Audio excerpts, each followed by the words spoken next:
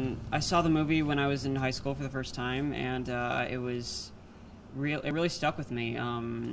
It's of course based on a true story about the news strike of 1899, and yeah, I listened to the Broadway show shortly after that because I got so interested in it, and it's a show that I never thought I'd be able to do anytime soon because it was so successful, and when the rights became available, I was like, ah, whoa.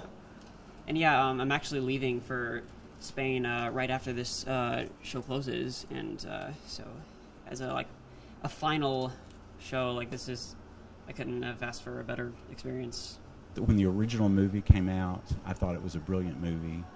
It was a movie first before it ever went to Broadway, and people loved it so much, and there was enough support around the country for it that Disney decided to put it on Broadway because they had no play to release the rights to all the different organizations that wanted to do the show.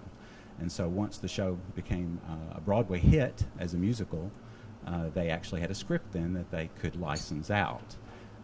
It's just one of those shows that pulls you in. The music is wonderful. The dancing is amazing.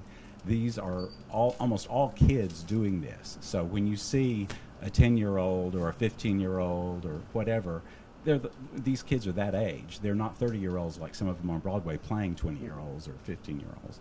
And that's exciting that, they can speak to the desires of kids because they are kids.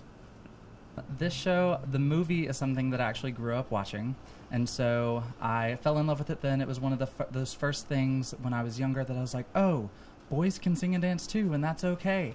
And then when it went to Broadway, super excited about that. And the first trip that I ever made to New York was actually because Newsies on Broadway was closing, and I had to see it. And so I booked a ticket, and at 19 went by myself for the first time and had a big experience.